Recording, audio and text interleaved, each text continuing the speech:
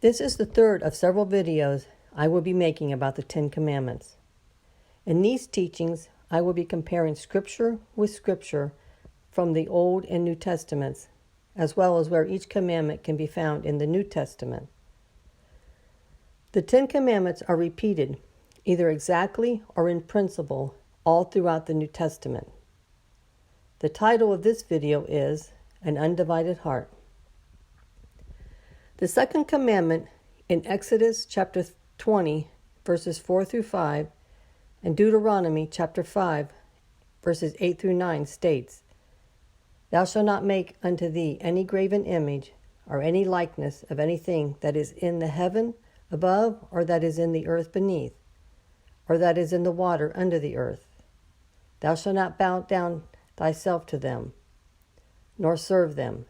For I, the Lord thy God, am a jealous God." A graven image is an idol, an object or image such as a statue, that is worshipped as a representation of a deity or God. The word graven means carved or sculpted. Graven image refers to some kind of object or image that has been made to represent a god. Leviticus chapter 26 verse 1 states, "Ye shall make no idols nor graven image, neither rear you up a standing image, neither shall you set up any image of stone in your land to bow down unto it, for I am the Lord your God."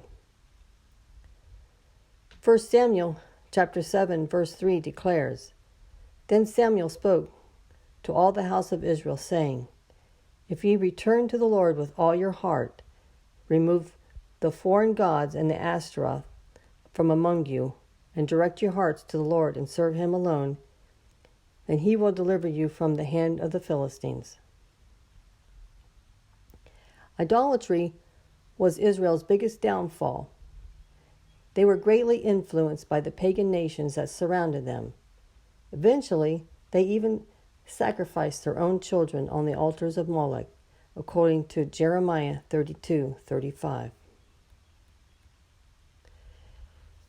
In Judaism and Christianity, the basic definition of idolatry is the worship of someone or something other than God as though it were God.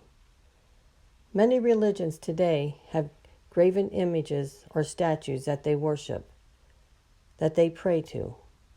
Even within Christianity, people are praying to a statue of Mary, the mother of Yeshua Messiah, Jesus Christ, and also idolize the crucifixion of Christ. However, Exodus chapter 20, verses 4 through 5, and Deuteronomy chapter 5, verses 8 through 9 forbid this practice. On your screen now is a chart that lists the Ten Commandments. Jews and Protestants list this commandment as commandment number 2, whereas Catholics have this commandment as commandment 1.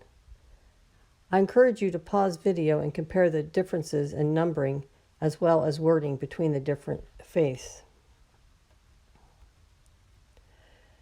Colossians chapter 3, verse 5 equates a greedy person, someone who worships the good things of life, which is the sin of covetousness, as a form of idolatry. Colossians chapter 3 verse 5 states, "Mortify therefore your members which are upon the earth, fornication, uncleanness, inordinate affection, evil desires, and covetousness, which is idolatry." Both apostles John and Paul instructed the churches to keep themselves from idols according to 1 John chapter 5 verse 21 and 1 Corinthians chapter 10 verse 14.